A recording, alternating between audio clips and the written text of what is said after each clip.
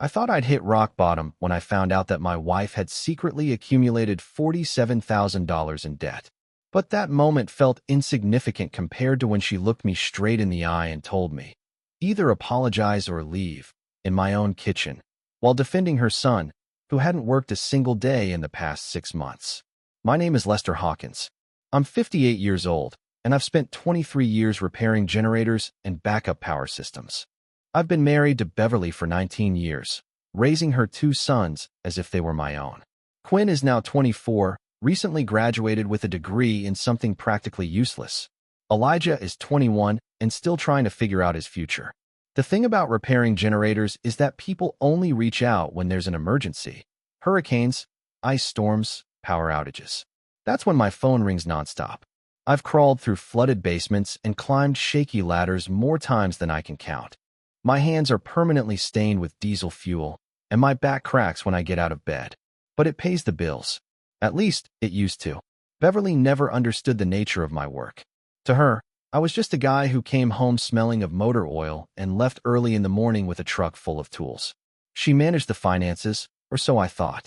It turns out she wasn't much better with money than Quinn was at holding down a job. The first warning sign should have been when she got defensive about the credit card bills. It's just household expenses, she'd say, brushing me off like I was being paranoid. Quinn needed new clothes for job interviews, and Elijah's car required repairs. The second sign was Quinn's new gaming setup. The kid had a computer worth more than my truck payment, sitting in the bedroom that used to be my workshop before Beverly decided he needed more space.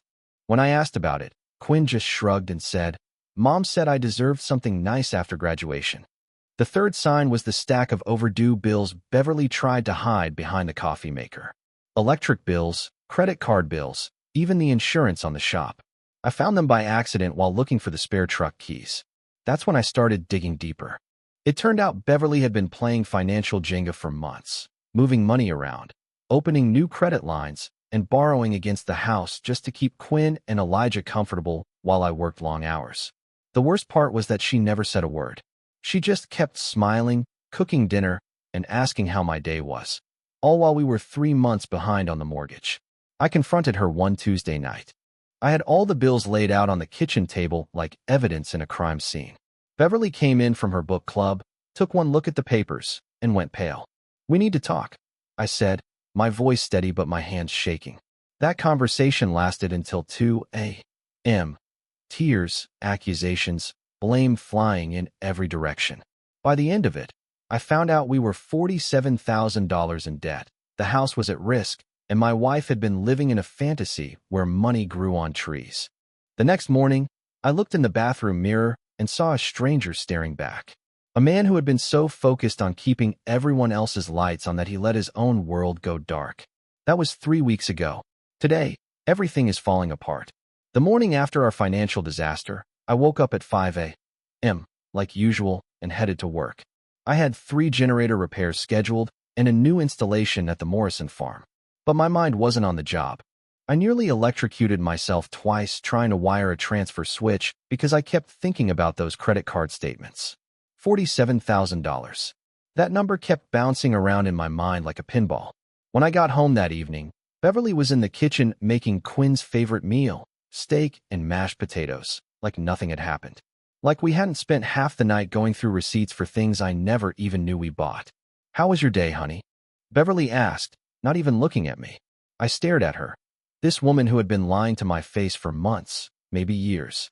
"How was my day? Really, Bev?" Quinn looked up from his phone. "What's his problem now?" he said, acting like I wasn't even there. That's when something inside me snapped. "My problem, Quinn, is that your mother has put us so far in debt that we might lose the house. My problem is that you're 24 years old, living rent-free, while I work myself to the bone paying for your gaming computer and your mother's shopping habits." Quinn rolled his eyes. "Here we go with the rent talk again. You sound like a landlord trying to evict us." Beverly slammed the spatula down on the counter. "Lester, don't you dare take your stress out on my boys. Quinn is looking for work, and Elijah is figuring out his future." "Looking for work?" I laughed, but there was no humor in it. "He's been looking for 6 months. Meanwhile, I was working 16-hour days to keep the lights on. You don't understand the job market these days," Beverly said, her voice getting that sharp edge it gets when she's cornered. Things aren't like they were when you started working. Different, I replied. You know what's different, Bev? I never had my stepfather paying my bills when I was 24. I was out there earning my keep.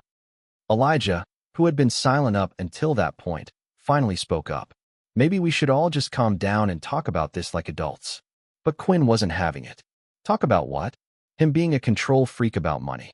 This is 2024, not 1950. People are staying with their parents longer these days. I looked around the kitchen, the one I had remodeled with my own 2 hands. The table I built from reclaimed wood. The light fixture I installed after the old one fell during a storm. Everything in that house had my blood, sweat, and effort. You know what's outdated, Quinn? Working hard for a living, taking responsibility, not waiting for someone else to pay for your lifestyle while you play video games.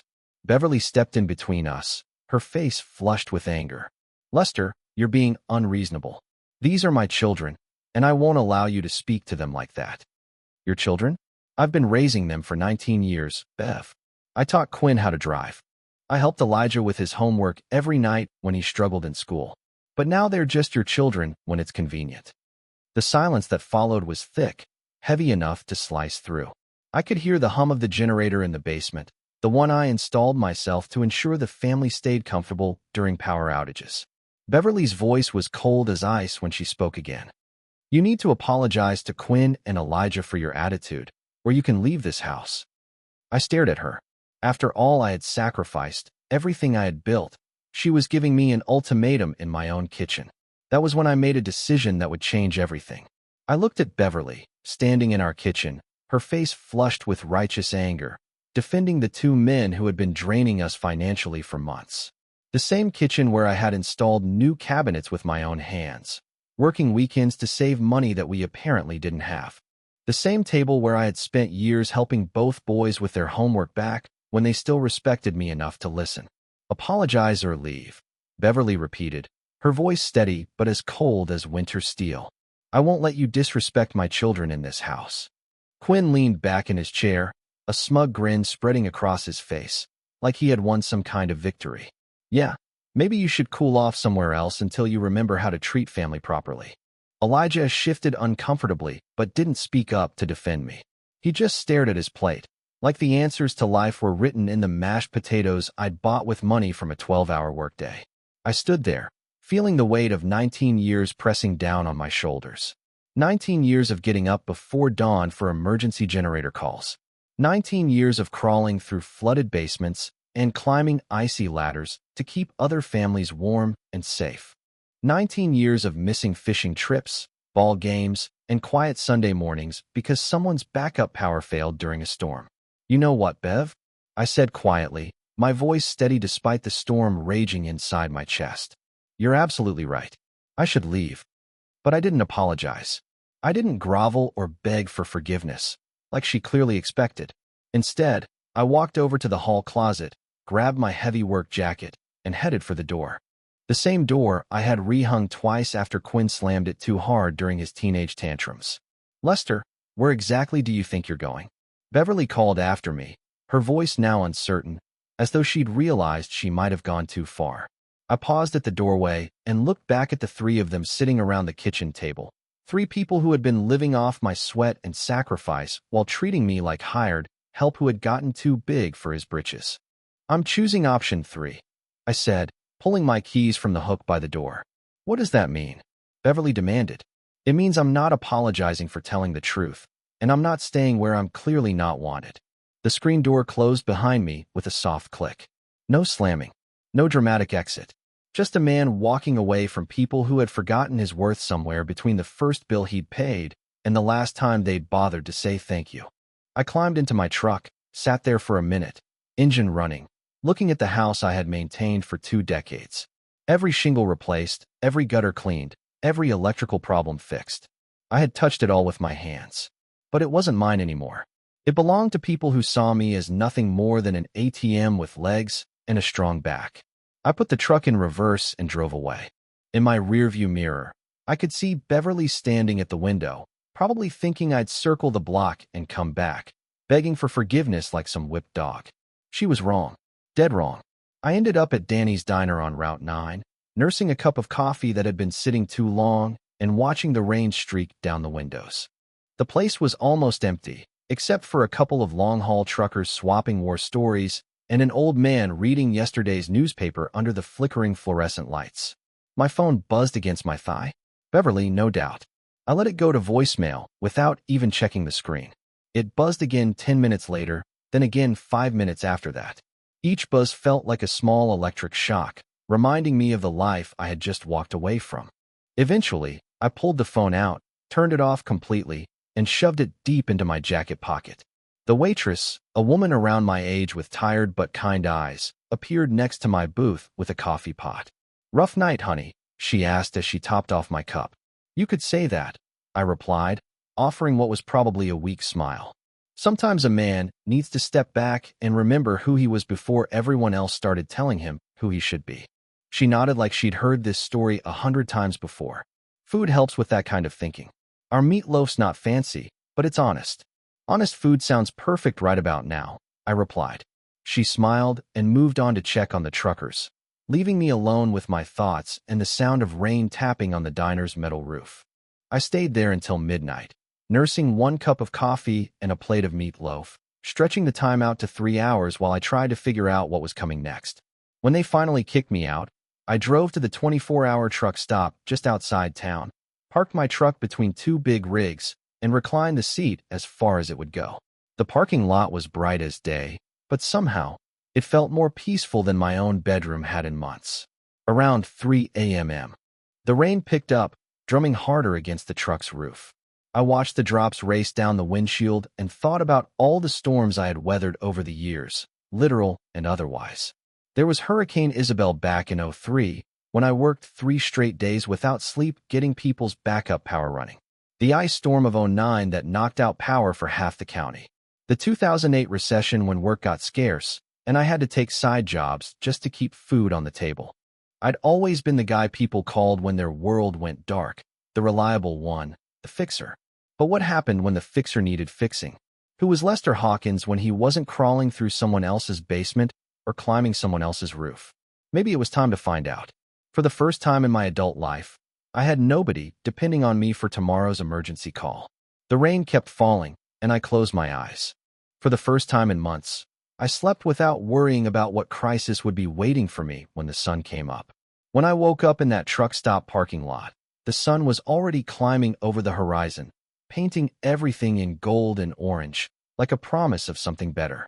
My back ached from sleeping in the driver's seat, but my mind felt clearer than it had in months.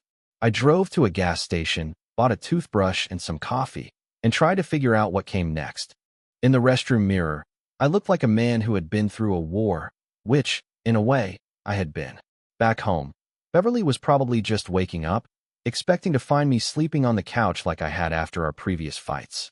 She'd make her coffee, check to see if I was properly ashamed of myself, then begin the process of reminding me how I could earn my way back into her good graces. Except I wasn't there. For the first time in 19 years, Beverly Hawkins was going to have to face her morning without knowing where her husband was or when he was coming back. That thought should have made me feel guilty. Instead, it felt like taking off boots that had been too tight for too long. I spent the morning driving back roads I hadn't seen in years, remembering what this part of the country looked like when you weren't rushing to fix someone else's emergency. Rolling hills, old farmhouses, abandoned barns that someone's great-grandfather had built with his own hands. Around noon, I stopped at a roadside diner I'd never been to before. The kind of place where the menu was handwritten on a chalkboard, and the waitress called everyone honey. I ordered a burger and fries, and actually tasted my food for the first time in months. The older man at the next table was reading a newspaper, and I could see him shaking his head at something in the business section. When he caught me looking, he folded the paper and sighed. "Economy's got everyone scrambling," he said. "Young folks especially. Can't find work that pays enough to get them started in life." I nodded politely, but inside, I was thinking about Quinn and his $1,000 gaming chair. About Elijah's expensive college courses that he might or might not finish. About Beverly's credit card bills for things we couldn't afford and didn't need. Sometimes, I said quietly, the problem isn't that young folks can't find opportunity. Sometimes it's that opportunity gets handed to them so easily they don't know what it's worth. The old man studied my face for a moment, then nodded slowly. Sounds like you've got some experience with that particular problem, more than I care to admit. We sat in comfortable silence for a while. Two men who'd worked with their hands long enough to understand that some lessons can't be taught. They have to be learned the hard way. When I left that diner, I still didn't know where I was headed. But for the first time in years, that uncertainty felt like freedom instead of fear. Back at the house, Beverly was discovering what life looked like without me in it. Not the dramatic, obvious stuff. The lights still worked. The water still ran hot. The refrigerator still hummed, keeping things cold. But the small things, the things that make a house feel like a home instead of just a building, those were starting to unravel like a sweater with a pulled thread. It started with the coffee maker. For 19 years, I had been the first one up, starting the coffee, checking the weather, making sure everything was ready for the day. Beverly came downstairs expecting to smell the familiar brew, only to find a cold, empty kitchen. Then Quinn discovered that the Wi-Fi was acting up again. For months, I had been resetting the router every few days when it got overloaded. But I'd never mentioned it to anyone because it seemed like such a small thing. Now Quinn was standing in the living room with his phone, watching the signal bars disappear, frustrated by his online games disconnecting. "Mom, what's wrong with the internet?" Quinn called out. Beverly, still struggling to figure out how to work the coffee maker I had always handled, snapped back, "How should I know? That's your stepfather's department." Except their stepfather wasn't there to handle his department anymore. By the afternoon, the kitchen sink started that slow drip I had been meaning to fix for weeks. The kind of thing that would drive Beverly crazy if it went on for too long. But she had no idea how to tighten a faucet washer, or if it was even something she could fix on her own. Elijah tried to help by watching YouTube videos on his phone, but watching someone fix a sink and actually doing it yourself are two completely different things. After an hour of trying, he had made the drip twice as fast, flooding the cabinet underneath. "Where does Dad keep his tools?" Elijah asked, water dripping from his hands. "In the garage," Beverly answered. But when they went to check, they found that my toolbox was gone, along with my work clothes, spare boots, and the old army duffel bag I had kept on the shelf since my service days. That's when it hit them. I hadn't just stormed off to cool down. I had taken things, important things. Things a man takes when he's not planning on coming back anytime soon. Beverly stood in the empty spot where my toolbox used to sit, staring at the oil stain on the concrete floor like it might explain where her husband had gone and why he had taken the tools that kept their world from falling apart. For the first time since I had walked out that door, Beverly Hawkins realized she might have made a mistake that couldn't be fixed with an apology and a promise to do better. But by then, I was already 50 miles away, getting farther every hour. 3 days into my journey, I found myself in a small town called Millbrook. Population 3,200, according to the faded welcome sign. The kind of place where Main Street still mattered, and people waved at strangers just because it was the right thing to do. I'd stopped for gas and a sandwich when I noticed the commotion outside Franklin's Hardware. An older veteran in a worn army jacket was sitting on the curb, staring at a broken-down motorcycle that had clearly seen better days. His left leg was missing below the knee, and his prosthetic was visible where his pant leg had ridden up. "Engine trouble?" I asked as I walked over. He looked up with eyes that had seen too much. "Won't turn over. Been trying to get her running for 2 hours." His voice carried that particular exhaustion that comes from fighting battles on multiple fronts. I knelt down and popped the engine cover. Old Harley, probably from the 90s, but well-maintained despite its age. "Mind if I take a look?" I asked. "Be my guest," he said. "I'm Dale Pfizer, and right about now, I'd welcome help from the devil himself." The irony wasn't lost on me. Here I was helping a man named Dale when I'd been running from my own problems. "Lester Hawkins," I replied. "Let's see what she's telling us." 15 minutes later, I traced the problem to a corroded connection in the ignition system. Nothing dramatic, just the kind of issue that comes from a bike sitting too long without proper maintenance. I cleaned the contacts, tightened a few connections, and the Harley roared to life like it was eager to get back on the road. Dale's face lit up like a kid on Christmas morning. "I'll be damned. How much do I owe you?" he asked. "Nothing. Just helping out a fellow service member." He studied my face for a moment. "Air Force, 22 years. You, Army, 2 tours in Afghanistan before this happened," he said, gesturing toward his prosthetic. "Been struggling since I got back. PTSD, Nightmares, the whole package. This bike's about the only thing that keeps me sane anymore. We talked for another hour about service, about coming home to a world that didn't understand what we'd been through, and about the challenge of finding purpose after the uniform came off. Dale had been living in a shelter, trying to get back on his feet, but the system was slow and bureaucratic. "You got any place to stay tonight?" he asked as the sun started setting. I gestured to my truck. "Be sleeping in there for a few days now. There's a cheap motel about 10 miles north. Clean beds, decent coffee, and the owner's a vet. Gives discounts to military folks. Follow me." As I drove behind Dale's motorcycle through the fading light, I realized something had shifted inside me. For the first time since leaving home, I wasn't running away from something. I was heading towards something new. Maybe that something was helping people who understood what it meant to serve without expecting anything in return. A week had passed since I walked out of my own kitchen, and my phone had been as silent as a gravestone the entire time. I turned it on twice just to check if it was working or to see the time. Both times, the screen lit up with missed calls and text messages I wasn't ready to face. But sitting in that motel room in Millbrook, watching Dale work on his bike in the parking lot with the focused intensity of a man who needed something to keep his hands busy, I finally turned the phone back on and left it on. The messages came flooding in like water rushing through a broken dam. 87 missed calls, 43 voicemails, and more text messages than I could count. The first few voicemails were typical Beverly, irritated, demanding to know where I was, and when I was coming home to discuss things like adults. Then came Quinn's voice, casual and dismissive. "Hey Lester, Mom wants you to call. This silent treatment thing is getting old." But as the days passed, the tone changed. Beverly's voice became tighter, more uncertain. "Lester, I know you're upset, but we need to talk about the business. There are things I don't understand." Then Elijah's voice, worried. "Dad, just call us back, okay? Mom's been crying, and Quinn's actually started looking for a job. I think we all messed up." The latest message was from Beverly, her voice barely above a whisper. "Please, Les. I was wrong about everything. Just come home, and we'll figure this out. The boys miss you. I miss you. Nothing works without you here." I set the phone down and walked outside where Dale was adjusting his bike's carburetor with the kind of patience that comes from having nothing but time and nowhere else to be. "Heavy call?" he asked without looking up from his work. "Family," I replied. They're starting to realize that taking someone for granted might not have been the smartest strategy. Dale nodded knowingly. "My ex-wife used to think I was just the guy who paid the bills and mowed the lawn. Never occurred to her that I might have opinions about how her life was going. Took me leaving for her to figure out I was more than just a paycheck with a pulse." "Did you go back?" I asked. "No." By the time she realized what she'd lost, I'd already figured out who I was without her telling me every day. Dale said, looking up from his work.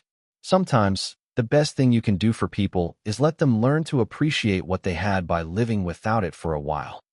I thought about Beverly's voice in that last message, the defeat and fear that had replaced her usual confidence. Part of me wanted to rush home and fix everything just like I always did. But another part of me, a part that was growing stronger every day, knew that going back now would just reset the cycle. They needed to learn that I was more than just the man who kept their lights on and their problems solved. And maybe I needed to learn the same thing. For the first time in a week, I had my answer about going home. Not yet. Maybe not ever. Some lessons can't be taught. They have to be lived. 2 weeks into my new life in Millbrook, I was finishing up a generator repair for Mrs. Patterson when the call came in. House fire on Elm Street. Family trapped on the second floor. Fire department stretched thin because their main ladder truck is down for repairs. I was closer than anyone else, with the right equipment. My truck carried a 30-foot extension ladder for rooftop work, and I'd done enough emergency repairs during storms to know how to move fast when lives were on the line. When I pulled up to the burning house, I could see them, a woman and 2 small children at a second-story window, smoke pouring out behind them. The fire department was there, but their backup ladder wasn't tall enough, and the main crew was still 5 minutes out. "Sir, you need to stay back," a young firefighter called out. "I've got a ladder," I shouted back, already pulling it from my truck, 30 feet, rated for 500 pounds. The fire chief looked at my equipment, then at the family in the window, and made the call. "Do it." I had set up ladders in ice storms and high winds, but never with a house burning around me and children's lives hanging in the balance. The ladder went up smooth and true, and I was climbing before the firefighters could argue about insurance liability and civilian involvement. The woman handed me her daughter first, maybe 4 years old, crying but trusting this stranger who had appeared at her window.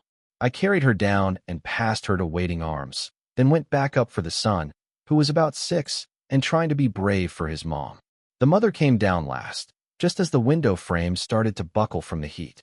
By the time the main fire crew arrived with their equipment, all 3 were safe on the ground. And I was back by my truck, coiling up my ladder like it was just another day at work. The local newspaper wanted to interview me, call me a hero, and put my picture on the front page. I declined politely and headed back to Mrs. Patterson's house to finish the generator repair I had left half done. But word spreads fast in small towns. By evening, my phone was ringing with people who had heard about what happened. Folks wanted to thank me for helping their neighbors. Business owners offered me work because they decided I was the kind of man they wanted to do business with. Dale found me at the motel that night, grinning like he'd won the lottery. "You know you're famous now, right? Half the town's talking about the generator guy who climbed into a burning building to save kids." "I just used the tools I had to help people who needed help," I said.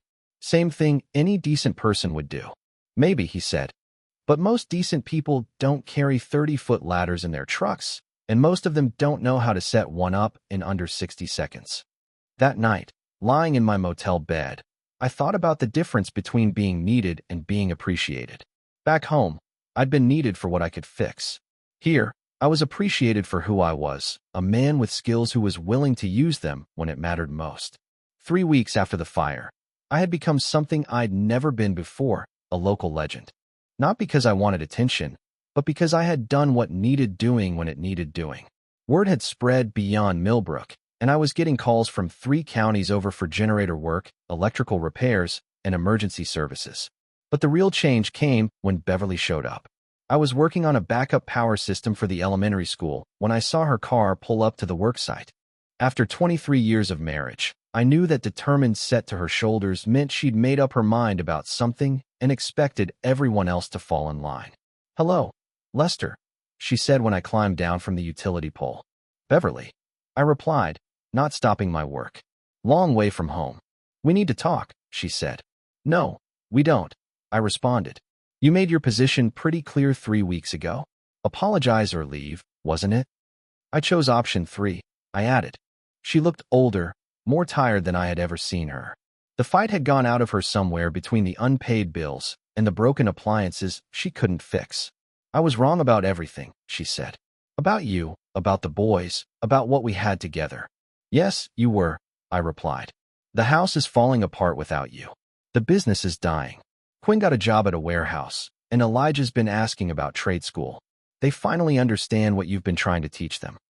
I finished coiling my cable and loaded it into the truck. "Good for them," I said. "Maybe they'll make something of themselves after all." "Don't you want to come home? Don't you miss us?" she asked. I looked at her standing there in her good clothes, probably the ones she'd worn to try and impress me into coming back. Behind her, I could see the elementary school where I had just installed a system to keep the lights on for kids during the next power outage. Down the street was a hardware store where Tom Murphy had offered me a partnership in a solar business. At the motel, Dale was probably working on his bike, clean and sober for the first time in months because he'd found purpose in helping me with local emergency calls. "I missed the people I thought you were," I said. "Finally. But those people never really existed, did they? You were just playing roles until it was convenient to stop." Beverly started to cry, the kind of tears that come when someone realizes they've lost something that can't be replaced. "What do I have to do to fix this? How do I get you back?" "You don't," I said. "Some things, once they're broken, can't be fixed. They can only be rebuilt from scratch. And that takes both people wanting the same thing." I climbed into my truck and started the engine. Through the windshield, I could see Beverly standing there in the school parking lot, looking lost, small, and alone. 23 years ago, that sight would have broken my heart. I would have gotten out of the truck, held her while she cried, and promised everything would be okay because that's what I'd always done. But I wasn't that man anymore. I was someone new. Someone who'd learned that his worth wasn't measured by how much other people needed him, but by how much good he could do when he was free to choose his own path. I drove away without looking back, heading toward a future that belonged entirely to me. In my rearview mirror, Beverly grew smaller and smaller until she disappeared completely, like a chapter from someone else's story that I had finally finished reading.